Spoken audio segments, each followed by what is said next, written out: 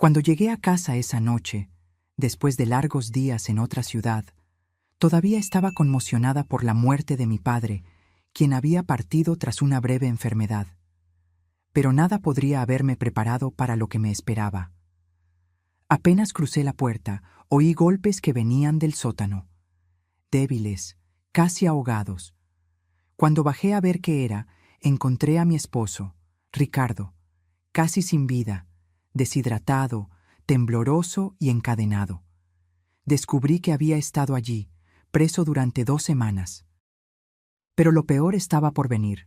Cuando pregunté quién había hecho aquello, él susurró: «Adriana, nuestra hija». Entonces me congelé, pero yo le daría lo que se merece. Pero antes de continuar, revisa si ya estás suscrito al canal y escribe en los comentarios: ¿desde dónde estás viendo este video? Nos encanta saber hasta dónde están llegando nuestras historias. Después de 15 días fuera de casa, todo lo que quería era volver a la normalidad. El entierro de mi padre en Guadalajara había sido devastador. Un derrame cerebral fulminante se lo llevó sin darnos tiempo para despedidas. Como hija única, tuve que encargarme de todo: funeral, burocracia, su casa, las cuentas. Cada día lejos de Ricardo me dejaba más ansiosa. Mi esposo sufre de esclerosis múltiple desde hace 5 años. La enfermedad aún está en una etapa inicial, pero tiene días buenos y días malos. Necesita medicación regular y, ocasionalmente, ayuda para tareas básicas cuando los temblores empeoran. Adriana, nuestra hija de 34 años, se ofreció a quedarse con él mientras yo estaba fuera. «No te preocupes, mamá», me dijo cuando llamé desde el aeropuerto. «Papá está bien. Estamos viendo esos documentales aburridos de historia que tanto le gustan». Le creí, claro. ¿Por qué no lo haría? Durante la primera semana, hablábamos a diario. Ricardo parecía cansado en las videollamadas, pero lo atribuí al estrés de mi ausencia y a la progresión natural de su enfermedad. En la segunda semana, sin embargo, las llamadas empezaron a fallar. Mensajes cortos de Adriana: «Papá está descansando ahora. Tomó una pastilla para dormir. Mejor no molestar. Hoy fue un día difícil». Cuando intentaba hablar directamente con Ricardo, ella decía que estaba durmiendo o en la regadera. Al principio no sospeché. Estaba demasiado ocupada lidiando con el inventario de mi padre, firmando papeles, vendiendo lo que necesitaba ser vendido. El vuelo de regreso a la Ciudad de México aterrizó a las 7 de la noche. Tomé un taxi directo a casa en Polanco, exhausta pero aliviada de por fin poder abrazar a Ricardo. 15 días se sintieron como una eternidad. La casa estaba completamente oscura cuando llegué. Me pareció extraño. Eran solo las 8:30 de la noche y Ricardo normalmente dejaba las luces de la sala prendidas hasta tarde. «¿Ricardo?», llamé al abrir la puerta. Ninguna respuesta. Arrastré mi maleta hacia adentro y encendí las luces. La casa se veía diferente. Había cajas apiladas en la esquina de la sala que nunca había visto. El sofá estaba en una posición distinta. Las medicinas de Ricardo, que normalmente estaban organizadas en la barra de la cocina, no estaban allí. Fue entonces cuando lo oí. Un sonido sordo, como alguien golpeando algo de madera. Venía de abajo, del sótano. Mi corazón se congeló. «¿Ricardo? ¿Estás ahí abajo?». Más golpes, más frenéticos ahora, y un sonido que parecía un gemido. Corrí hacia la puerta del sótano. Estaba cerrada con llave, no solo cerrada, sino con un candado grande y resistente que jamás había visto. «Ricardo, ¿estás ahí?», grité, el pánico subiendo por mi garganta. Los golpes se hicieron más fuertes. Una voz débil gritó mi nombre. No lo pensé 2 veces. Corrí al garaje, tomé un mazo que Ricardo usaba para pequeñas reparaciones y volví. 3 golpes violentos y el candado se rompió. Abrí la puerta y el olor me golpeó como un puñetazo. Orina, sudor y algo indefinible, podrido. Encendí la luz del sótano y casi me desmayo con lo que vi. Ricardo estaba sentado en el suelo frío, apoyado en la pared opuesta. Su rostro estaba pálido, los labios agrietados y sangrando. la barba sin afeitar de 2 semanas.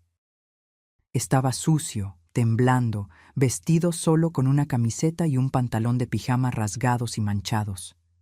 Carmen, su voz era solo un susurro ronco.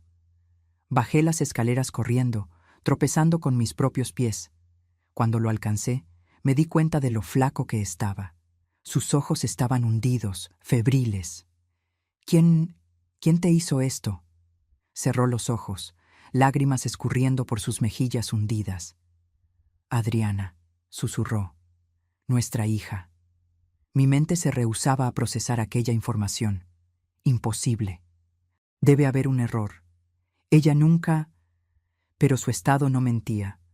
Había una cubeta en la esquina que usaba como baño, una cobija delgada en el suelo, una botella de agua vacía, y en la pared marcas de arañazos desesperados. Voy a llamar a una ambulancia, dije, mis manos temblando al tomar el celular. Vas a estar bien, mi amor. Ya estoy aquí. Mientras hablaba con el operador del 911, explicando la situación en palabras inconexas, no podía quitarme una pregunta que martillaba en mi cabeza. ¿Por qué? ¿Por qué nuestra hija le haría algo tan horrible a su propio padre? Los paramédicos llegaron en 15 minutos. Confirmaron lo que yo ya sospechaba. Ricardo estaba severamente deshidratado y desnutrido. Su temperatura corporal estaba demasiado baja. Necesitaba hospitalización inmediata. Señora, me llamó uno de los paramédicos mientras subían a Ricardo a la camilla. ¿Cuánto tiempo llevaba su esposo en esta situación? Yo no sé con certeza. Estuve fuera por 2 semanas. Mi padre falleció y... ¿2 semanas? El paramédico intercambió una mirada con su colega. Es un milagro que siga vivo. En la ambulancia, sostuve la mano de Ricardo, susurrándole promesas de que todo estaría bien, que yo lo cuidaría, que nunca más lo dejaría. Pero una rabia helada comenzaba a crecer dentro de mí. Una rabia dirigida a la persona que menos esperaba tener que odiar, mi propia hija. En el Hospital Ángeles, mientras Ricardo recibía suero y atención médica, comencé a buscar respuestas. Llamé a Adriana varias veces, pero no contestó.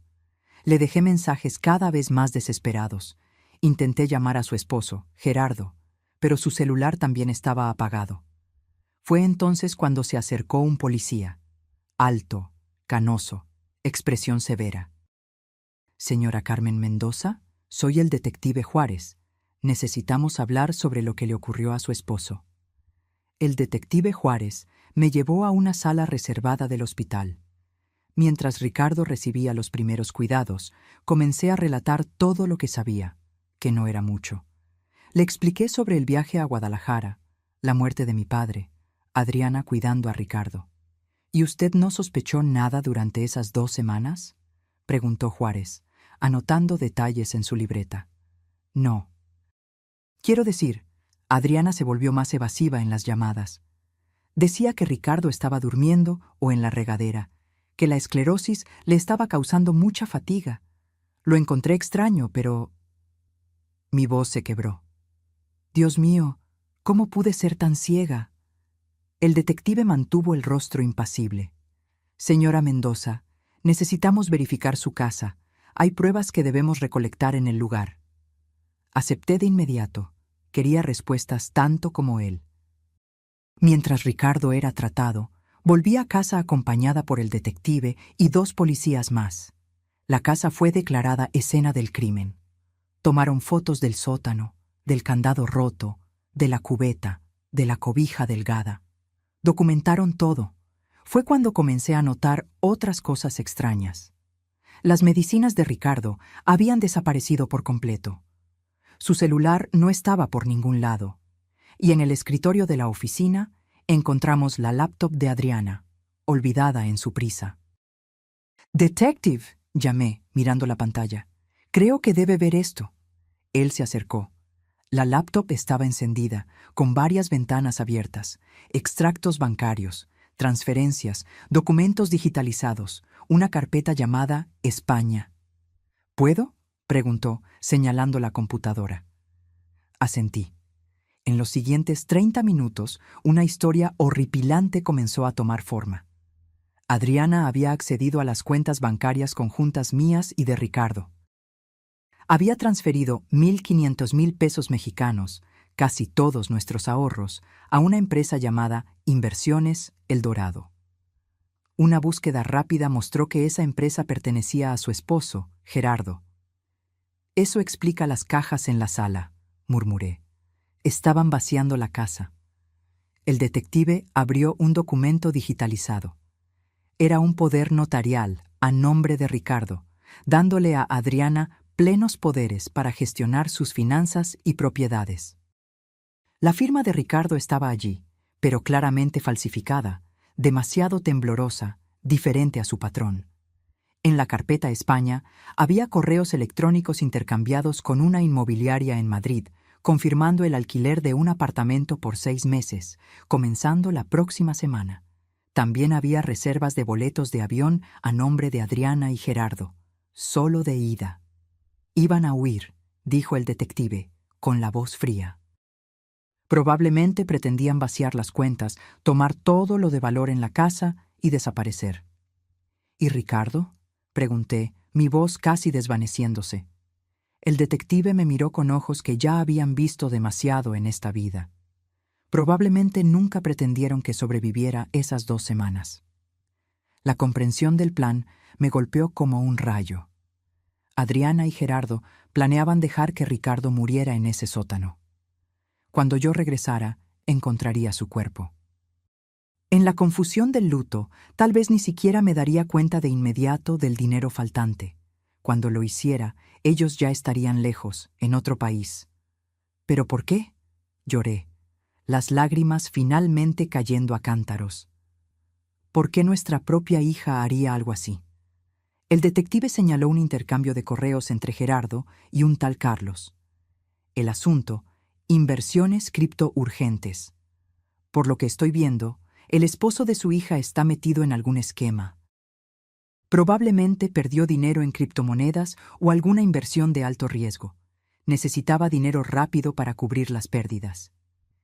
Mientras buscábamos más, encontramos conversaciones en WhatsApp entre Adriana y Gerardo que el detective recuperó con una herramienta forense. Mensajes que confirmaban nuestros peores temores.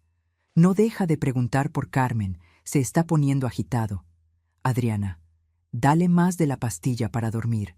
Mézclala con la poca agua. Gerardo, ¿y si se muere antes de que ella regrese? Adriana, mejor aún. Menos complicaciones». Gerardo, vomité en el baño después de leer aquello. Mi propia hija, dispuesta a matar a su padre por dinero. La niña que cargué en mi vientre por 9 meses, a quien enseñé a caminar, a quien le sequé las lágrimas cuando se caía y se lastimaba. ¿Cómo era esto posible? El detective Juárez llamó a la central y emitió una alerta de búsqueda para Adriana y Gerardo. «Los encontraremos», prometió. «Con estas pruebas no tienen a dónde huir». Volví al hospital, el cuerpo pesado como plomo, la mente intentando procesar la magnitud de la traición. Ricardo estaba despierto cuando entré en el cuarto, recibiendo suero y medicación. Aún se veía frágil, pero sus ojos estaban más alertas. «Carmen», susurró, extendiéndome la mano. Sostuve su mano entre las mías, besándola suavemente. «Estoy aquí, mi amor. No me iré a ningún lado». «Adriana», comenzó, pero puse un dedo en sus labios. «La policía la está buscando. No te preocupes por eso ahora. Solo descansa, por favor». Cerró los ojos, una lágrima escurriendo por su rostro flaco. «Ella me dijo que tú habías llamado, que tú sabías que yo estaba en el sótano, que tú habías estado de acuerdo». Mi corazón se partió en 1000 pedazos. «No, Ricardo, nunca. Yo no sabía nada. Vine a casa tan pronto como pude, lo juro por lo más sagrado». Asintió levemente, como si ya lo supiera, pero necesitaba oírlo de todas formas. «¿Por qué, Carmen? ¿Por qué nuestra hija?» «Dinero», respondí simplemente. «Querían nuestro dinero». Ricardo cerró los ojos de nuevo. el dolor en su rostro superando cualquier incomodidad física. Aquella noche, dormí en una silla al lado de su cama. Los médicos dijeron que necesitaría quedarse internado por al menos una semana. Desnutrición, deshidratación, hipotermia leve, infección urinaria comenzando.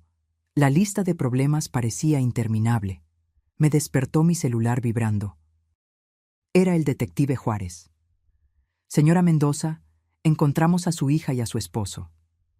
Adriana y Gerardo fueron encontrados en un hotel cercano al Aeropuerto Internacional de la Ciudad de México. Se estaban preparando para tomar el vuelo a Madrid a la mañana siguiente. La policía encontró con ellos pasaportes, 15,000 pesos mexicanos en efectivo y joyas. Mis joyas que habían desaparecido de la casa. El detective Juárez me preguntó si quería confrontarlos en la comandancia. Una parte de mí quería gritar que no, que jamás quería volver a ver el rostro de mi hija. Pero otra parte, más fuerte, necesitaba mirarla a los ojos y entender. Sí, respondí. Necesito verla. Ricardo todavía estaba en el hospital, así que le pedí a mi vecina y amiga de muchos años, Sofía, que se quedara con él mientras yo iba a la comandancia. Él todavía estaba demasiado débil para entender completamente lo que estaba sucediendo, y yo lo prefería así, que se recuperara primero. La comandancia era un edificio gris e impersonal en el centro de la ciudad. Fui llevada a una sala con una mesa de metal y sillas incómodas. El detective Juárez me acompañó. «Vamos a traer a su hija primero», explicó. «Separamos a los dos para el interrogatorio. Es mejor así». Asentí, el corazón latiendo como un tambor en mi pecho. ¿Qué le diría?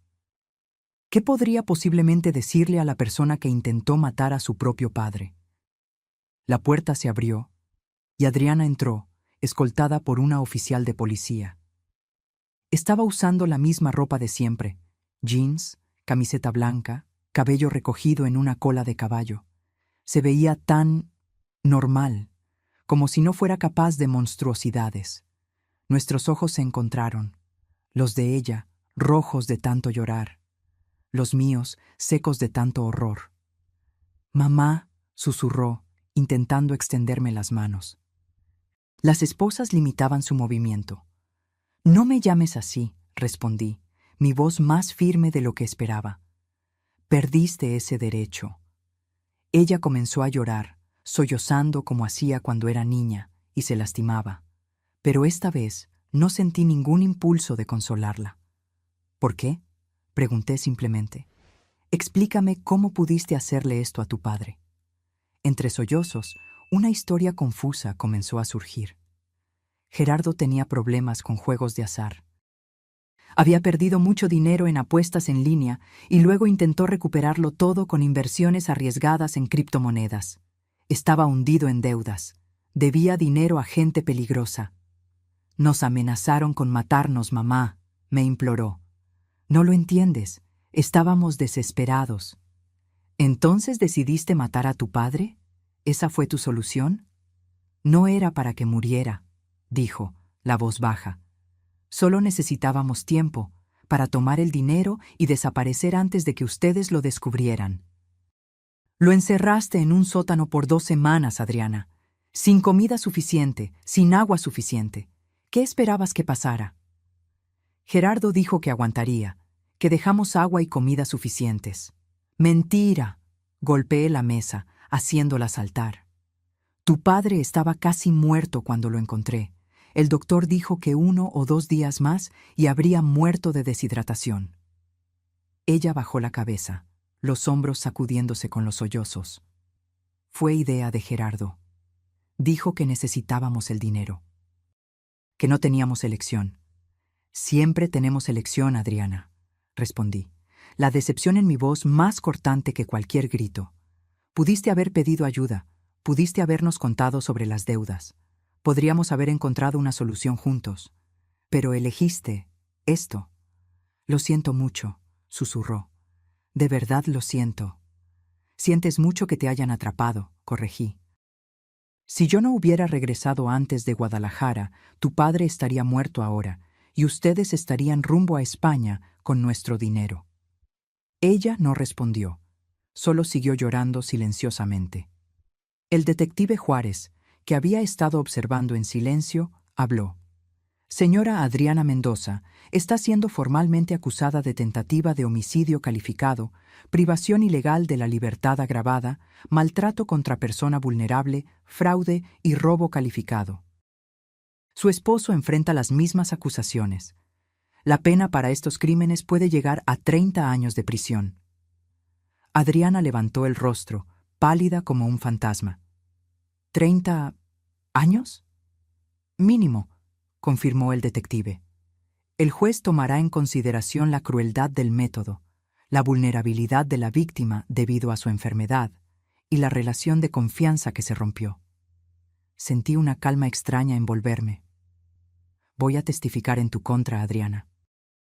Le contaré al juez exactamente cómo encontré a tu padre. Mostraré las fotos que tomé de su estado. Mamá, por favor, me imploró, no hagas esto. Fue un error, un terrible error. No arruines mi vida por un error. Tú intentaste arruinar la vida de tu padre de forma permanente, respondí, levantándome.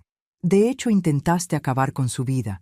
Quien le hace esto a su propio padre es capaz de cualquier cosa. Eres una persona peligrosa, Adriana. La oficial se la llevó, todavía llorando e implorando. No miré hacia atrás.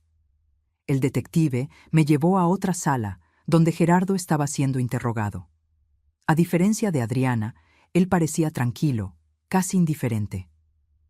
«Señora Carmen», me saludó cuando entré, como si estuviéramos en una reunión social. «Eres un monstruo», respondí simplemente. Él se encogió de hombros. «Negocios son negocios, nada personal. Intentar matar a mi esposo es muy personal para mí». Gerardo sonrió, una sonrisa fría que no llegaba a los ojos. Su hija inventó ese plan, ¿sabía? Ella sugirió encerrar a Ricardo en el sótano. Dijo que con la esclerosis múltiple, él no tendría fuerza para escapar. Mi sangre se heló. ¿Era mentira? ¿O Adriana era realmente la mente detrás de todo? Miré al detective, que negó con la cabeza levemente, como diciendo, no le crea. Ustedes dos son igualmente culpables a mis ojos, respondí finalmente. Y van a pagar por esto. Cada día de esas 2 semanas les costará años de sus vidas. Salí de la sala sintiéndome exhausta, como si hubiera envejecido décadas en pocas horas. El detective me acompañó hasta la salida. «Señora Mendoza, encontramos el dinero que transfirieron», me informó. «Está en una cuenta de la empresa de su yerno. Logramos congelar la cuenta a tiempo. Eventualmente, después del proceso, deberían recuperar gran parte». Era un pequeño consuelo, pero mejor que nada. Le agradecí y me dirigí al hospital para quedarme con Ricardo. Los días siguientes fueron un torbellino de actividades. Ricardo permaneció internado, recuperándose lentamente. Los médicos estaban preocupados por el impacto del confinamiento y la desnutrición en su esclerosis múltiple. El estrés extremo podría acelerar la progresión de la enfermedad. Mientras tanto, el proceso criminal contra Adriana y Gerardo seguía su curso. Permanecieron en prisión preventiva, considerados peligrosos y con riesgo de fuga. Un abogado se puso en contacto conmigo, ofreciendo sus servicios para representar a Ricardo como víctima en el proceso. Acepté de inmediato. Quería que pagaran por lo que hicieron. La audiencia de control de detención ocurrió 3 días después del arresto.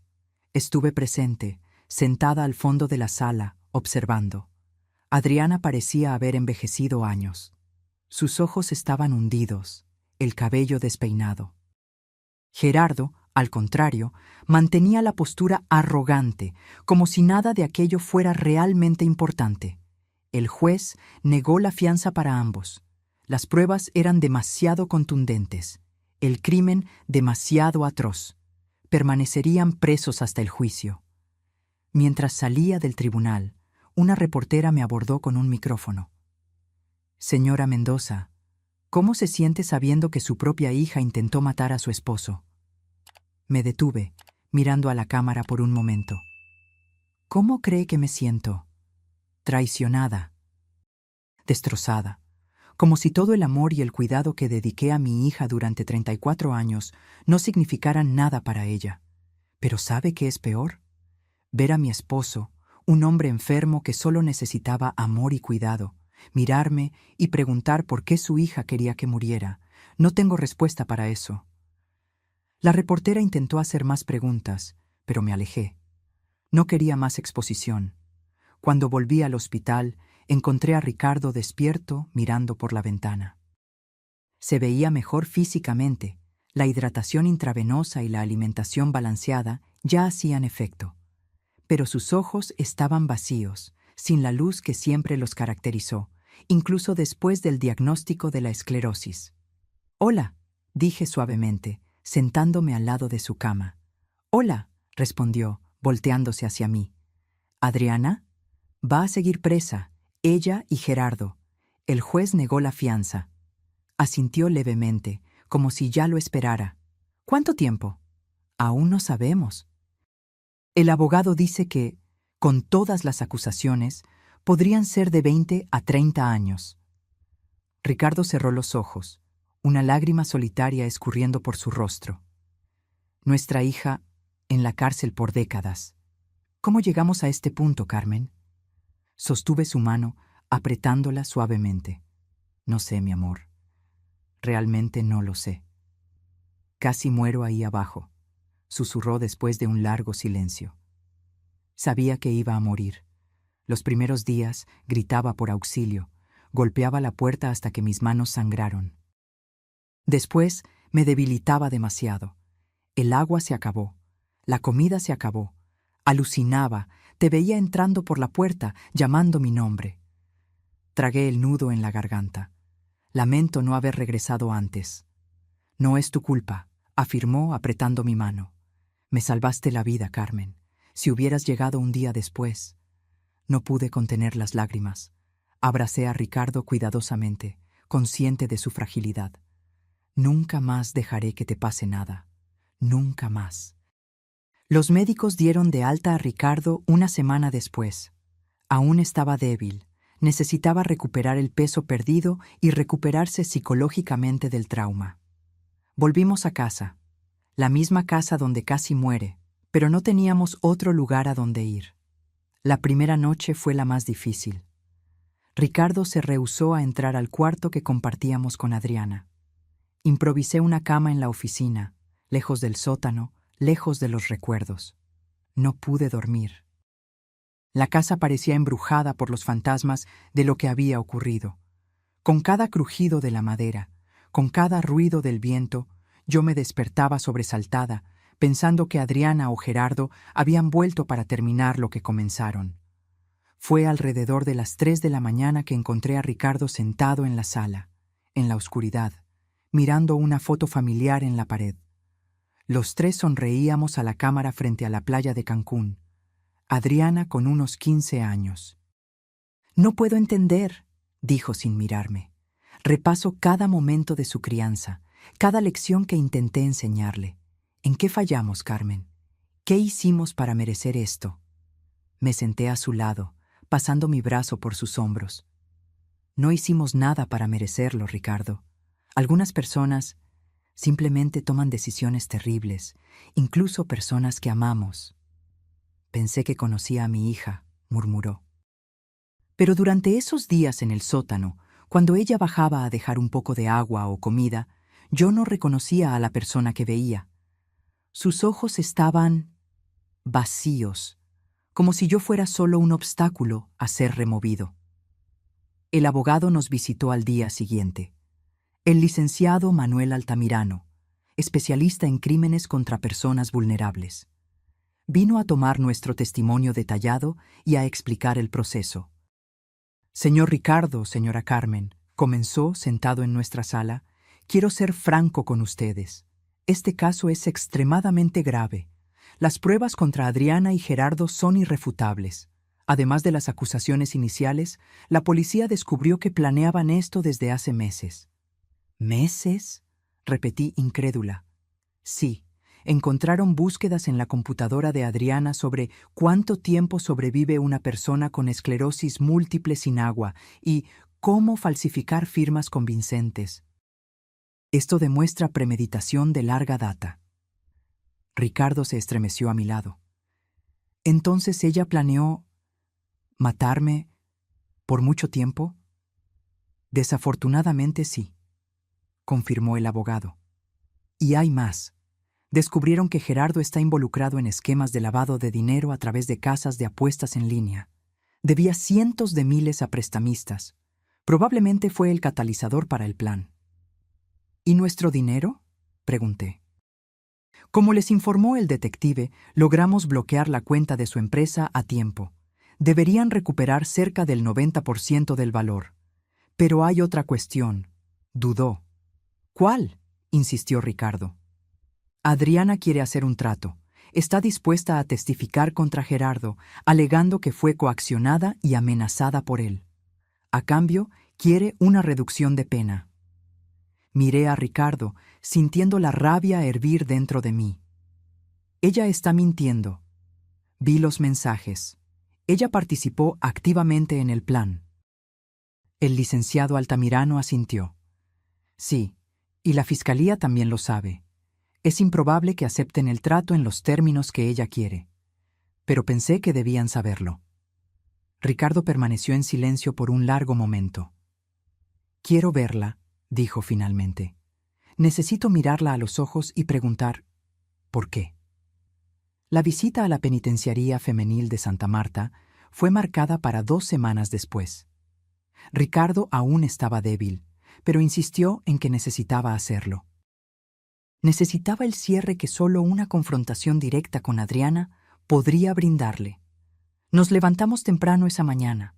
Ricardo apenas había comido el desayuno, con el estómago revuelto de ansiedad. Yo tampoco estaba mucho mejor. Como madre, jamás imaginé que visitaría a mi hija en una prisión. Como esposa, jamás pensé que estaría acompañando a mi esposo a confrontar a nuestra hija sobre un intento de asesinato. La penitenciaría estaba en las afueras de la ciudad, un complejo gris rodeado de muros altos y alambre de púas. Pasamos por el proceso de revisión e identificación, cada etapa acercándonos al momento que tanto temíamos como anhelábamos. ¿Estás seguro de que quieres hacer esto?, le pregunté a Ricardo mientras esperábamos en la sala de visitas. Asintió, sus manos temblando levemente. No sé si por los síntomas de la esclerosis o por el nerviosismo. Necesito entender, Carmen. Necesito mirarla a los ojos. La puerta al otro lado de la sala se abrió y Adriana entró, escoltada por una agente penitenciaria. Usaba un uniforme naranja descolorido que parecía demasiado grande para su cuerpo. Había adelgazado. Su rostro, antes lleno de vida, ahora estaba pálido, con ojeras profundas. Sus ojos encontraron los nuestros y se detuvo por un instante, como si hubiera recibido un shock. Luego, la agente la condujo hasta la mesa donde estábamos sentados y se retiró a una esquina de la sala, dándonos un mínimo de privacidad. «Papá», susurró, la voz embargada. «Mamá». Ricardo la encaró y vi su expresión endurecerse. Toda la compasión que normalmente cargaba en sus ojos se había disipado. «¿Por qué?», preguntó simplemente. Directo, sin preámbulos. Adriana bajó la cabeza, lágrimas ya escurriendo por su rostro. Yo no sé cómo explicar. «Inténtalo», insistí, mi voz más firme de lo que esperaba. «Se lo debes a tu padre».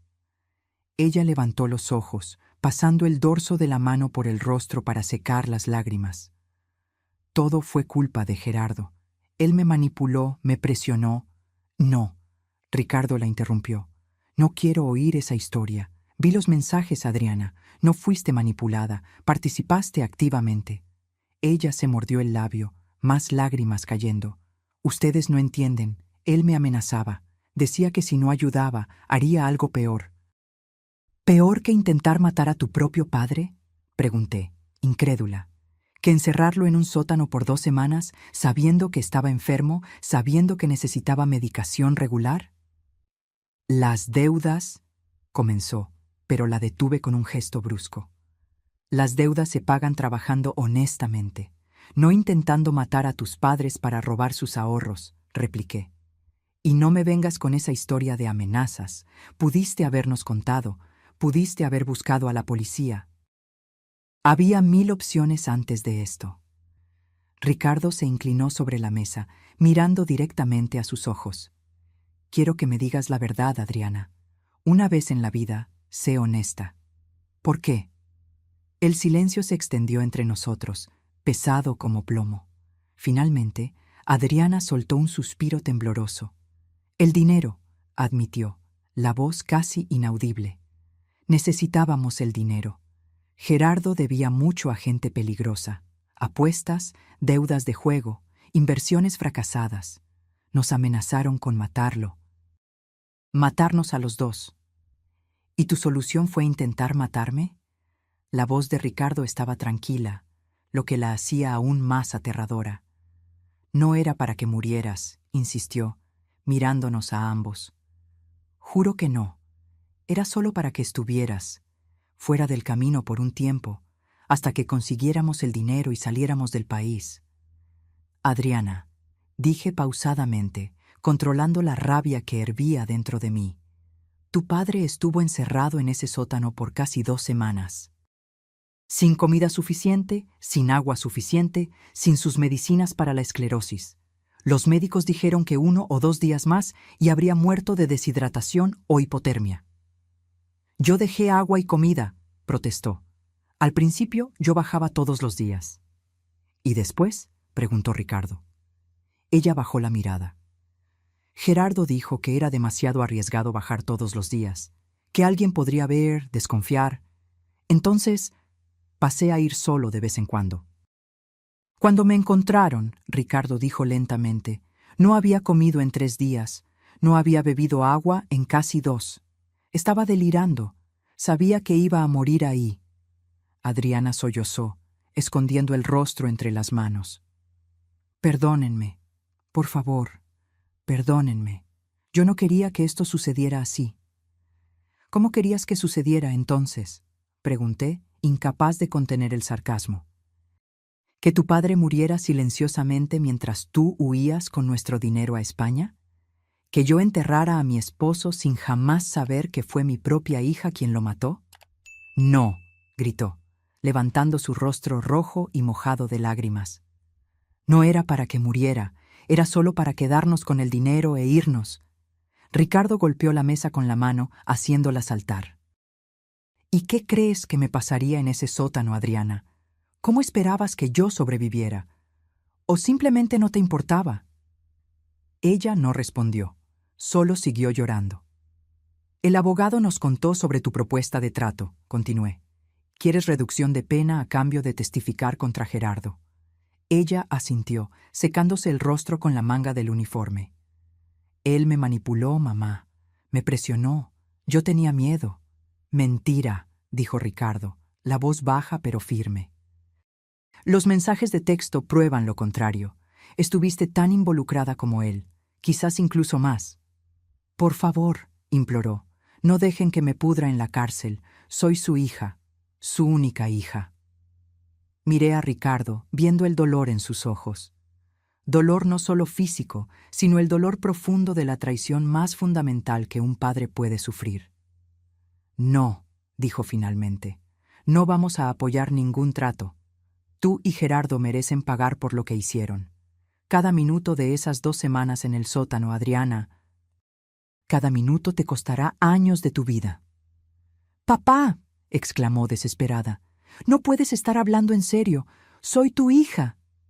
Una hija que intentó matarme, respondió simplemente. Una hija que me dejó morir mientras huía con mi dinero. ¿Qué clase de hija hace eso? Adriana me miró, los ojos suplicantes. Mamá, por favor, habla con él. No puedes dejar que esto suceda. Respiré hondo, sintiendo el peso de cada palabra. Ya no eres mi hija, Adriana. En el momento en que decidiste encerrar a tu padre en ese sótano, rompiste cualquier lazo que nos unía. Ella se desplomó sobre la mesa, sollozando incontrolablemente. La agente penitenciaria se acercó. indicando que nuestro tiempo se estaba acabando. Ricardo se levantó con dificultad, apoyándose en la mesa. Adiós, Adriana. Espero que los años en la cárcel te enseñen el valor de la vida humana, de la vida de tu propio padre. Salimos de la sala sin mirar hacia atrás, dejando a nuestra hija, la persona que un día amamos más que nada, llorando sola en la mesa de visitas. En el coche, de camino a casa, Ricardo finalmente se desmoronó, llorando como un niño. 20 años, sollozó. Nuestra hija pasará 20 años en la cárcel. ¿Cómo pasó esto, Carmen? ¿En qué fallamos? Lo abracé, sintiendo sus lágrimas mojar mi blusa. No fallamos, mi amor. Algunas personas toman decisiones terribles, incluso cuando son criadas con amor. No es nuestra culpa. Pero en el fondo me preguntaba si habría algo que podríamos haber hecho diferente. Alguna señal que ignoramos, alguna falla en la crianza que no percibimos. O si simplemente nuestra hija había elegido el camino de la codicia y la crueldad, a pesar de todo lo que intentamos enseñarle. Los meses siguientes fueron un torbellino de audiencias, reuniones con abogados y preparativos para el juicio. Ricardo mejoraba físicamente, pero la esclerosis múltiple, agravada por el trauma, comenzaba a progresar más rápidamente. Necesitó un bastón para moverse, y los temblores en las manos empeoraron. La fiscal Daniela reunió un caso sólido contra Adriana y Gerardo. Las pruebas eran abrumadoras: los mensajes de texto, los documentos falsificados, las transferencias bancarias, las búsquedas en la computadora de Adriana, el estado del sótano, los testimonios médicos sobre la condición de Ricardo cuando fue rescatado. El juicio fue marcado para marzo del año siguiente, casi 6 meses después del crimen. Durante ese periodo, recibimos llamadas constantes de Adriana desde la prisión. Al principio, contestábamos, oyendo sus sollozos y súplicas de perdón. Con el tiempo, dejamos de contestar. La herida era demasiado profunda, la traición demasiado completa.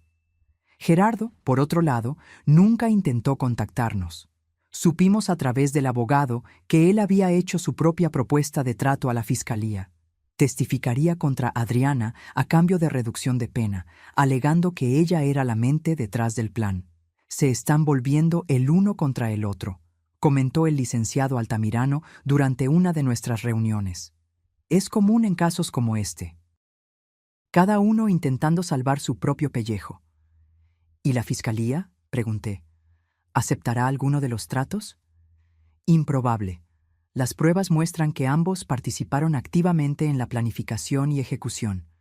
La fiscal Daniela está determinada a conseguir la pena máxima para los dos. El día del juicio finalmente llegó. El tribunal estaba lleno. El caso había generado interés nacional. La historia de la hija que intentó matar a su padre enfermo para robar su herencia capturó la imaginación mórbida del público. Nos sentamos en la primera fila, detrás de la mesa de la fiscalía. Ricardo estaba pálido, las manos temblando más de lo normal. Tomó un calmante antes de salir de casa, pero aún así, la ansiedad era palpable. Adriana y Gerardo fueron traídos por separado. Ya no estaban juntos. El abogado nos informó que Gerardo había solicitado el divorcio mientras estaban presos. Cada uno con su abogado se sentaron en lados opuestos de la sala, evitando mirarse el uno al otro. La jueza Jimena Sandoval, una mujer de mediana edad con expresión severa, abrió la sesión. La fiscal Daniela hizo su declaración inicial, detallando el crimen en términos claros e impactantes. Señora jueza, este caso representa una de las formas más atroces de traición familiar. Los acusados no solo planearon robar los ahorros de toda una vida del matrimonio Mendoza, sino que deliberadamente encerraron al señor Ricardo, quien sufre de esclerosis múltiple, en un sótano oscuro e insalubre por casi 2 semanas, con la intención de que no sobreviviera hasta el regreso de su esposa. Mientras ella hablaba, vi a Adriana llorando silenciosamente. Gerardo permanecía impasible, casi aburrido. Las pruebas demostrarán, sin sombra de duda, que este plan fue meticulosamente elaborado por los dos acusados, con clara premeditación, explotando la vulnerabilidad de la víctima debido a su enfermedad y aprovechándose de la ausencia de la señora Carmen, quien estaba cuidando a su padre fallecido en otra ciudad. Los abogados de la defensa hicieron sus propias declaraciones. El de Adriana intentó pintarla como víctima de manipulación y abuso psicológico por parte de Gerardo. El de Gerardo argumentó que él no tenía conocimiento de la gravedad de la situación de Ricardo en el sótano, creyendo que Adriana estaría cuidándolo adecuadamente. Los testigos comenzaron a ser escuchados. El primero fue el detective Juárez, que detalló la investigación y las pruebas encontradas. Después, los paramédicos que atendieron a Ricardo, describiendo su estado de salud cuando lo encontraron. La víctima presentaba signos severos de deshidratación, desnutrición, hipotermia leve y el inicio de una infección urinaria, testificó uno de los paramédicos. En nuestra evaluación, sin intervención médica inmediata, el paciente no sobreviviría más de 24 a 48 horas. El doctor Rubén del hospital que atendió a Ricardo también testificó, confirmando el diagnóstico y añadiendo que el trauma físico y psicológico había acelerado significativamente la progresión de la esclerosis múltiple. El estrés extremo y prolongado, combinado con la desnutrición y deshidratación, causó daños neurológicos adicionales, explicó el doctor Rubén. El señor Ricardo probablemente tendrá una progresión más rápida de la enfermedad como resultado directo de lo que sufrió. Cada testimonio parecía hundir más a Adriana y Gerardo. Las evidencias eran irrefutables, detallando no solo el crimen, sino la crueldad y la indiferencia con que fue ejecutado. En el segundo día fue mi turno de testificar. Subí al estrado con el corazón pesado, consciente de que mi testimonio ayudaría a condenar a mi propia hija. Señora Mendoza, comenzó la fiscal Daniela, por favor, describa al tribunal lo que encontró cuando regresó a casa después de su viaje a Guadalajara. Con voz firme, relaté cada detalle de aquella noche terrible. Cómo la casa estaba oscura, cómo oí los sonidos débiles que venían del sótano, cómo encontré el candado en la puerta, cómo rompí la cerradura y encontré a Ricardo, casi muerto, en el suelo frío. Estaba irreconocible, dije, las lágrimas finalmente venciendo mi determinación de permanecer fuerte. Flaco, sucio, deshidratado. Sus labios estaban agrietados y sangrando, sus ojos hundidos. Apenas podía decir mi nombre. Miré directamente a Adriana mientras hablaba. Ella lloraba silenciosamente, el rostro contorsionado en una máscara de dolor, remordimiento verdadero o solo miedo a las consecuencias. Yo ya no lo sabía. La fiscal mostró fotos del sótano y de Ricardo en el hospital. Las imágenes eran impactantes, provocando murmullos en la sala del tribunal. ¿Y qué descubrió sobre la participación de su hija?, continuó la fiscal. Encontramos su laptop en casa, con todas las pruebas, las transferencias bancarias, los documentos falsificados, los mensajes con Gerardo planeando el crimen, los boletos de solo ida para España, las búsquedas sobre cuánto tiempo sobreviviría una persona con esclerosis múltiple, sin agua y comida. May, en el contrainterrogatorio, el abogado de Adriana intentó hacerme admitir que ella pudo haber actuado bajo coacción, que quizás había señales de abuso en su relación con Gerardo que yo habría ignorado. Señora Mendoza, ¿notó algún cambio en el comportamiento de su hija en los meses anteriores al incidente? ¿Señales de que podría estar sufriendo presión o abuso? No, respondí firmemente. Adriana siempre pareció feliz y satisfecha en su matrimonio. Nunca demostró miedo de Gerardo o dio cualquier indicación de que estuviera siendo coaccionada. Por el contrario, en los mensajes que encontramos, ella era frecuentemente la que tomaba la iniciativa en las decisiones. El abogado de Gerardo intentó un enfoque diferente, sugiriendo que yo podría estar exagerando la gravedad de la situación debido al shock y al trauma. Señora Mendoza, ¿es posible que, en su estado emocional alterado al encontrar a su esposo, haya interpretado la situación como peor de lo que realmente era? La fiscal Daniela Se levantó de inmediato. Objeción. La testigo está relatando hechos objetivos corroborados por evidencia fotográfica y testimonios médicos.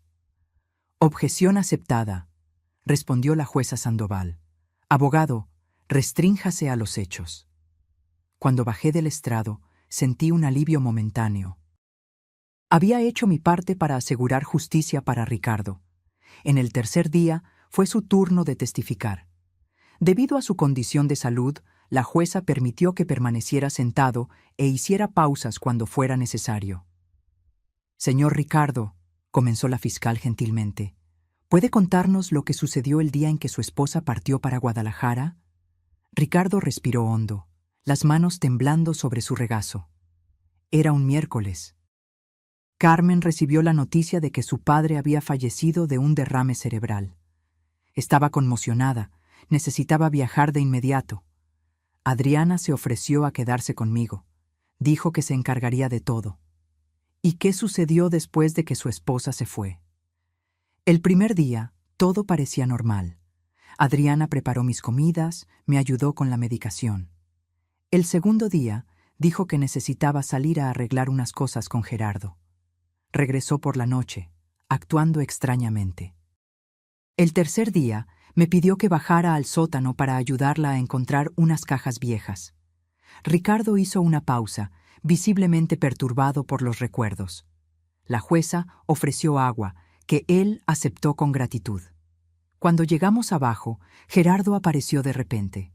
Antes de que yo pudiera entender lo que estaba pasando, salieron rápidamente y cerraron la puerta. Oí el sonido del candado.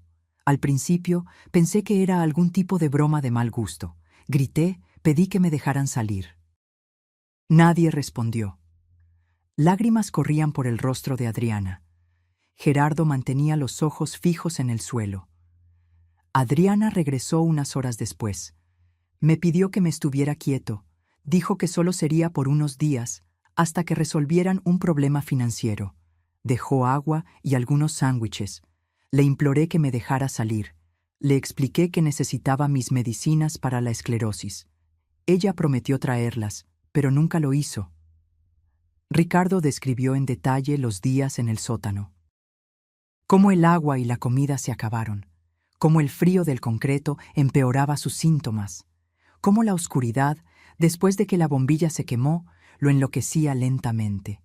Cómo intentó gritar por auxilio, golpear la puerta, hasta que sus fuerzas se agotaron. En los últimos días, yo sabía que iba a morir ahí, concluyó, la voz casi un susurro. Comencé a alucinar. Veía a Carmen, veía a mis padres ya fallecidos. Oraba para que el final fuera rápido. Cuando la puerta finalmente se abrió y vi a Carmen, de verdad, pensé que era otra alucinación. El tribunal entero estaba en silencio. Muchos espectadores e incluso algunos jurados llorando abiertamente. En el contrainterrogatorio, los abogados de la defensa intentaron suavizar el impacto de su testimonio, pero sin éxito. La historia de Ricardo era clara, coherente y devastadora. En el cuarto día del juicio, tanto Adriana como Gerardo subieron al estrado, cada uno intentando minimizar su papel y maximizar el del otro. Adriana, llorando constantemente, alegó que había sido manipulada y amenazada por Gerardo, que temía por su vida si no cooperaba. Dijo que si yo no ayudaba, él haría algo peor con mi padre, que personas peligrosas con las que estaba involucrado podrían lastimar a toda la familia. Gerardo, por su parte, mantuvo una postura fría y calculadora, pintando a Adriana como la mente detrás de todo. Fue idea de ella encerrar al padre en el sótano. Dijo que con la esclerosis múltiple, él no tendría fuerza para escapar, que era la manera más fácil de mantenerlo fuera del camino mientras conseguíamos el dinero. Los testigos finales fueron los especialistas financieros que rastrearon el dinero. Explicaron cómo Adriana y Gerardo habían transferido los ahorros de nuestra cuenta a la empresa fachada de Gerardo, cómo habían intentado disfrazar el robo a través de una serie de transacciones complejas y cómo planeaban llevar el dinero a España, donde tenían cuentas bancarias ya preparadas. Después de 6 días de juicio, toda la evidencia presentada, todos los testigos escuchados, llegó el momento de los alegatos finales. La fiscal Daniela fue impecable. Señoras y señores del jurado, los hechos de este caso son claros e incontestables. Adriana Mendoza y Gerardo Santos planearon meticulosamente robar los ahorros del matrimonio Mendoza, falsificaron documentos, encerraron a un hombre enfermo en un sótano oscuro e insalubre por casi 2 semanas y pretendían huir del país, dejándolo morir.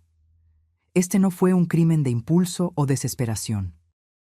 Fue un acto calculado de crueldad y codicia, perpetrado contra un hombre vulnerable por su propia hija, la persona que debería protegerlo y amarlo. Los abogados de la defensa hicieron lo mejor que pudieron con el caso imposible que tenían. Apelaron a las emociones, a las circunstancias atenuantes, a la ausencia de antecedentes penales. El jurado se retiró a deliberar al final del 6º día. No tardó mucho. A la mañana siguiente volvieron con el veredicto. En el caso del Estado contra Adriana Mendoza y Gerardo Santos, anunció el jurado presidente, nosotros, el jurado, encontramos a los acusados culpables de todos los cargos. Adriana se desplomó sobre la mesa de la defensa, sollozando incontrolablemente. Gerardo permaneció impasible. Solo un ligero temblor en la mandíbula delataba alguna emoción. La sentencia sería determinada la semana siguiente. Salimos del tribunal exhaustos, pero con un sentimiento de justicia parcialmente restaurada. Nada traería de vuelta las semanas de tormento de Ricardo, ni borraría el trauma de la traición, pero al menos los responsables enfrentarían las consecuencias. En la audiencia de sentencia, fuimos invitados a presentar declaraciones de impacto de la víctima. Ricardo, aún afectado por el desgaste del juicio, me pidió que leyera la suya. Su señoría, leí con voz firme, aunque mi corazón estaba roto. Hay algunas cosas que un padre nunca espera vivir. Enterrar a un hijo es una de ellas. Testificar contra un hijo es otra. Sobrevivir a un intento de homicidio a manos de la propia hija es algo que ni siquiera mis pesadillas más sombrías podrían haber predicho. El tribunal estaba en completo silencio mientras yo continuaba. La esclerosis múltiple ya me había robado parte de mi independencia. Lo que Adriana y Gerardo me hicieron me robó algo mucho más precioso: mi confianza en la humanidad, mi fe en la bondad inherente de las personas, mi certeza de que el amor familiar es incondicional. Cada día en el sótano, cada hora en la oscuridad, cada minuto sintiendo mi cuerpo fallar mientras la sed y el hambre me consumían, venía acompañado por el conocimiento de que mi propia hija me había puesto allí. Miré a Adriana mientras leía las palabras de Ricardo. Ella lloraba silenciosamente, el rostro enterrado en las manos. Los médicos me dicen que el trauma aceleró la progresión de mi enfermedad, que probablemente perderé la capacidad de caminar independientemente años antes de lo que se esperaría, que los daños neurológicos son permanentes. Pero la verdadera cadena perpetua no es la que su señoría impondrá hoy a mi hija y a su esposo. Es la que ellos me impusieron: vivir con la conciencia de que crié a alguien capaz de tal crueldad. Este es un dolor que ninguna medicina puede aliviar, ninguna terapia puede curar. Terminé la declaración y volví a mi lugar al lado de Ricardo, que lloraba silenciosamente. Sostuve su mano, sintiendo sus dedos temblar entre los míos. La jueza Sandoval escuchó entonces las declaraciones de los acusados. Adriana imploró clemencia, alegando arrepentimiento profundo. Gerardo, sorprendentemente, admitió culpa total, contradiciendo su postura durante todo el juicio. «Me perdí en la codicia», dijo él, la voz quebrándose por primera vez. «Arrastré a Adriana conmigo. La culpa es mía». ¿Un intento de última hora para protegerla? ¿O remordimiento genuino? Era imposible saberlo. La jueza consideró todo por unos momentos y luego profirió la sentencia. Adriana Mendoza, Gerardo Santos, han sido encontrados culpables de tentativa de homicidio calificado, privación ilegal de la libertad con agravante de víctima vulnerable, fraude calificado, falsificación de documentos y asociación delictuosa. Estos crímenes, por sí solos, ya serían graves, pero la naturaleza de su relación con la víctima los vuelve particularmente atroces. Ella miró directamente a Adriana. Señorita Mendoza, al traicionar la confianza fundamental entre padre e hija, usted violó no solo la ley, sino los principios básicos de la humanidad. Su padre, una persona vulnerable debido a su condición de salud, confiaba en que usted lo protegería. En su lugar, usted lo sometió a un sufrimiento cruel e innecesario por ganancia financiera. Volviéndose hacia Gerardo, continuó: Señor Santos, su codicia e indiferencia por la vida humana son igualmente perturbadoras. Aunque no tenía la misma obligación filial para con la víctima, usted participó activamente en un plan que pudo, y casi, resultó en la muerte de un hombre enfermo e indefenso. La jueza respiró hondo antes de anunciar: Considerando la gravedad de los crímenes, la evidente premeditación, la vulnerabilidad de la víctima y la naturaleza de la relación familiar, este tribunal sentencia a Adriana Mendoza a 25 años de reclusión en régimen de prisión. Gerardo Santos es sentenciado a 28 años de reclusión en régimen de prisión, con el agravante de ser el principal beneficiario financiero del esquema criminal. Adriana soltó un grito ahogado. 25 años. Estaría cerca de los 60 años cuando saliera de la cárcel. Además de las penas de reclusión, continuó la jueza, los acusados son condenados a pagar indemnización por daños morales y materiales por el monto de 500,000 pesos mexicanos al señor Ricardo Mendoza, además de la restitución integral de los valores sustraídos. El martillo golpeó, cerrando formalmente el caso. Los oficiales se acercaron para conducir a Adriana y Gerardo de vuelta a la prisión. ¡Papá! ¡Mamá!, gritó Adriana, desesperada, mientras era llevada. ¡Por favor! ¡No me dejen pasar 25 años allá adentro! ¡Por favor! Ricardo no miró hacia atrás. Con dificultad, apoyándose pesadamente en su bastón, se levantó y caminó hacia la salida. Lo seguí de cerca, dándole apoyo físico y emocional. Afuera del tribunal, una multitud de reporteros nos esperaba. Cámaras, micrófonos, preguntas disparadas de todas las direcciones. Señor Mendoza, ¿cómo se siente sabiendo que su hija pasará los próximos 25 años en la cárcel? Ricardo se detuvo, mirando directamente a la cámara más cercana. ¿Cómo me siento?, repitió, la voz cansada pero firme. Siento que se ha hecho justicia, que las decisiones tienen consecuencias, que ni siquiera los lazos familiares pueden justificar lo que se me hizo. Hizo una pausa, lágrimas brillando en sus ojos. Pero también siento una tristeza profunda por saber que la persona que crié, a quien dediqué amor y cuidado durante décadas, fue capaz de tal crueldad. Esa es una herida que nunca cicatrizará completamente. Los meses siguientes al juicio trajeron una nueva normalidad a nuestras vidas. Una normalidad que nunca imaginamos vivir. Sin Adriana, con Ricardo necesitando cuidados cada vez más intensivos, y con la sensación constante de que nuestra familia había sido irremediablemente rota. Logramos recuperar gran parte del dinero que había sido robado, gracias al rápido trabajo de la policía al congelar las cuentas. La indemnización por daños morales se pagaría poco a poco, probablemente a través de cualquier ingreso que Adriana y Gerardo tuvieran en prisión, lo que significaba que veríamos muy poco de eso. Pero el dinero era el menor de los problemas ahora. La condición de Ricardo empeoró más rápidamente de lo que los médicos habían previsto inicialmente. 6 meses después del juicio, ya necesitaba una silla de ruedas para distancias mayores. Sus temblores empeoraron, haciendo difícil incluso sostener un tenedor o cepillarse los dientes sin ayuda. Comencé a trabajar medio tiempo para poder cuidarlo, contratando también a una enfermera que venía 3 veces por semana. La casa donde vivíamos, la misma donde Ricardo había sido mantenido prisionero, se convirtió en un recordatorio constante del trauma. Cada vez que él miraba hacia la puerta del sótano, yo podía ver el miedo en sus ojos. Decidimos mudarnos. Vendimos la casa por un precio por debajo del mercado. Nadie quería comprar un inmueble que había sido escenario de un crimen tan notorio. Y compramos un apartamento en planta baja, adaptado para silla de ruedas, en un barrio tranquilo más alejado del centro.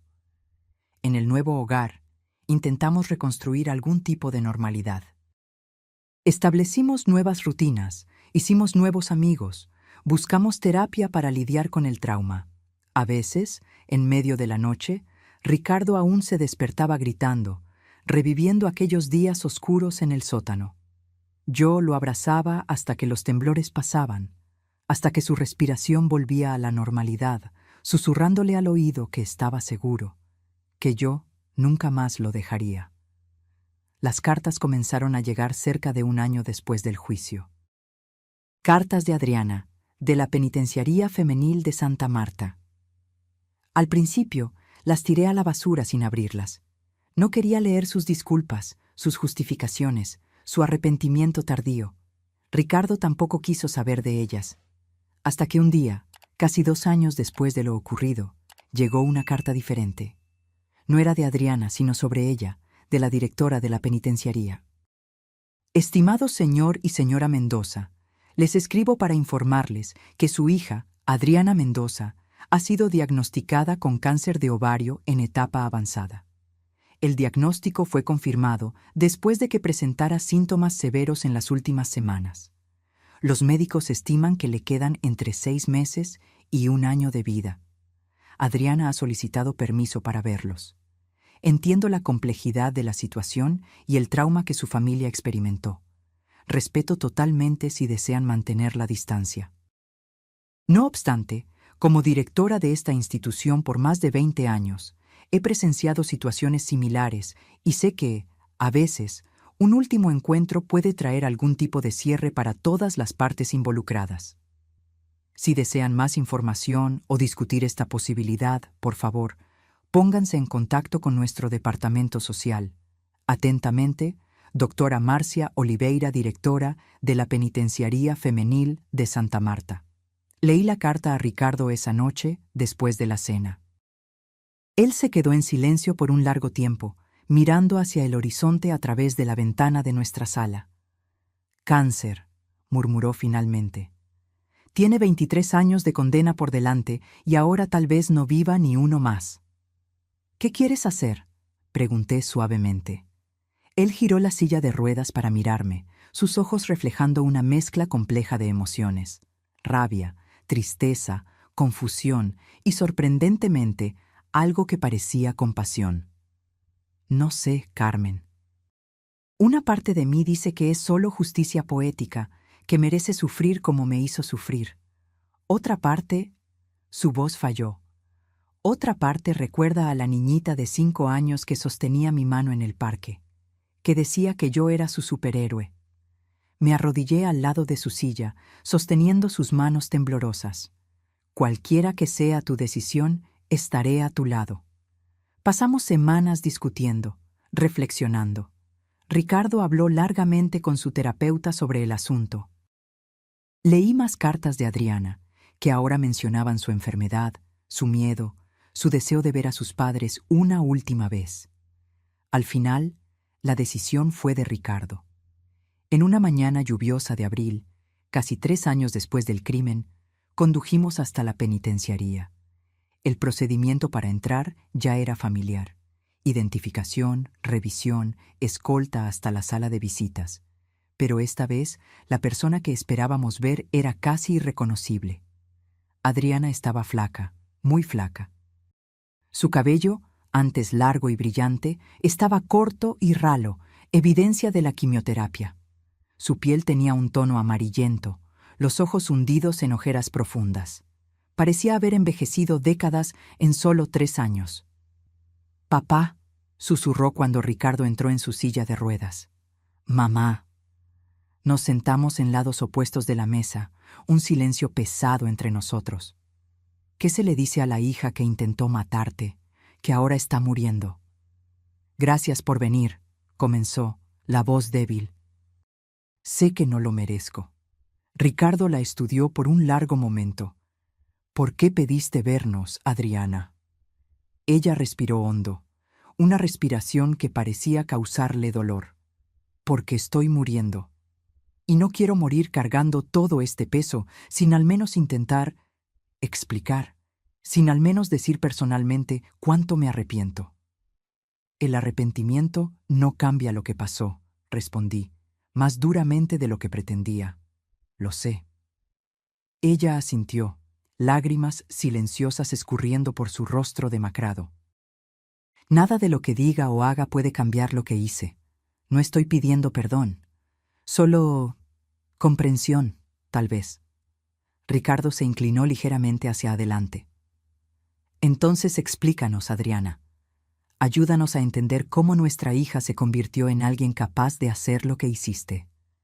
Ella se secó las lágrimas con la manga del uniforme penitenciario, ahora demasiado ancho para su cuerpo que se consumía. Comenzó con pequeñas mentiras, dijo.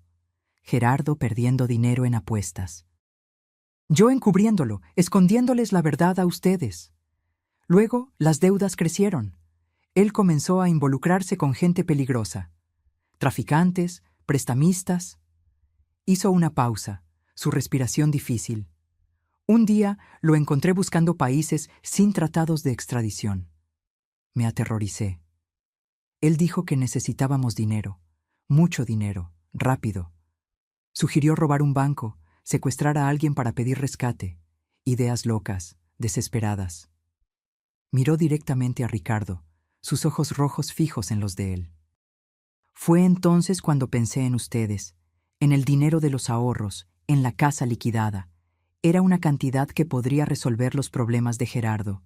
Comencé a imaginar cómo conseguir acceso. La idea del sótano surgió cuando supe que mamá tendría que viajar para cuidar al abuelo. Bajó la cabeza, avergonzada. Al principio era solo para que estuvieras fuera del camino por unos días, papá, para que tuviéramos tiempo de transferir el dinero y salir del país. No era para que sufrieras tanto, no era para que te quedaras sin agua, sin comida.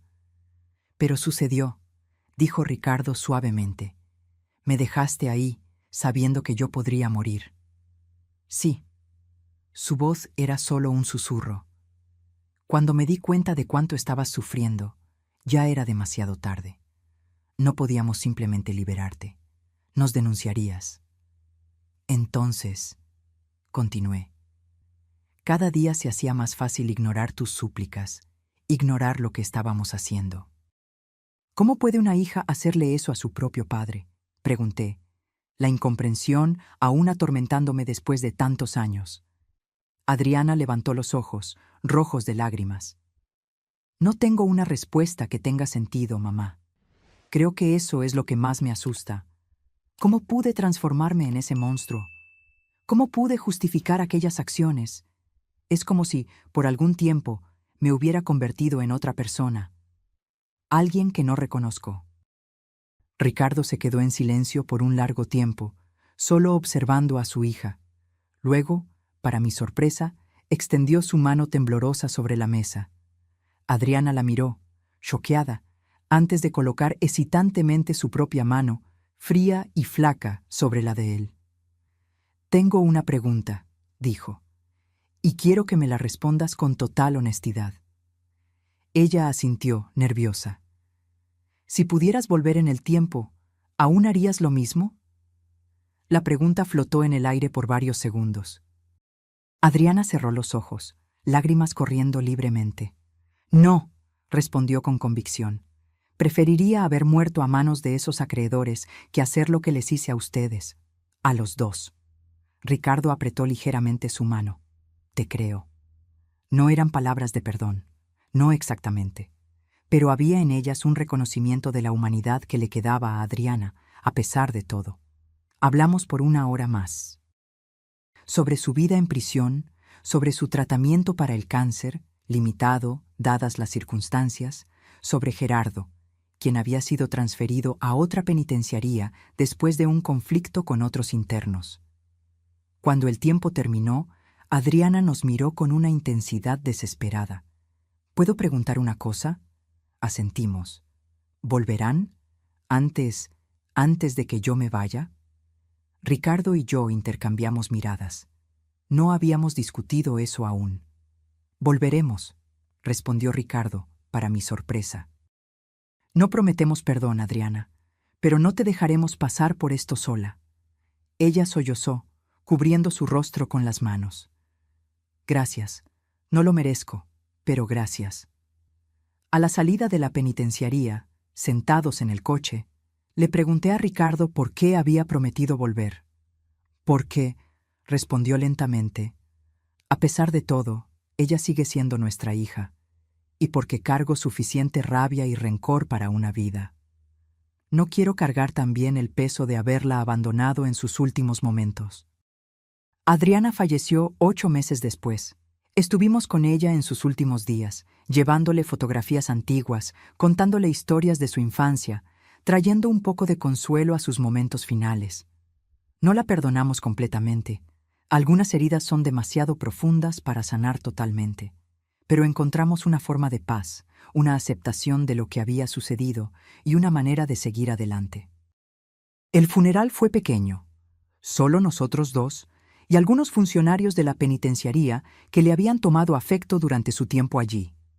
Gerardo no asistió, aunque había recibido autorización. Ricardo, ahora casi completamente dependiente de la silla de ruedas, arrojó un puñado de tierra sobre el ataúd. «Adiós, hija», susurró. «Que encuentres la paz que no pudiste encontrar aquí». Hoy, 5 años después de aquellas terribles 2 semanas en el sótano, todavía estamos reconstruyendo nuestras vidas. La esclerosis múltiple de Ricardo ha progresado significativamente. Necesita ayuda para casi todo ahora, desde vestirse hasta alimentarse. Contratamos cuidadores que nos asisten y adaptamos completamente nuestra rutina. En los días malos, cuando el dolor y la fatiga son intensos, a veces murmura que tal vez habría sido más fácil si hubiera muerto en ese sótano. En esos momentos, sostengo su mano y le recuerdo todo lo que hemos vivido juntos desde entonces. Los pequeños placeres que aún podemos disfrutar. El amanecer que observamos desde el balcón. Los libros que le leo todas las noches. El amor que, a pesar de todo, aún nos sostiene.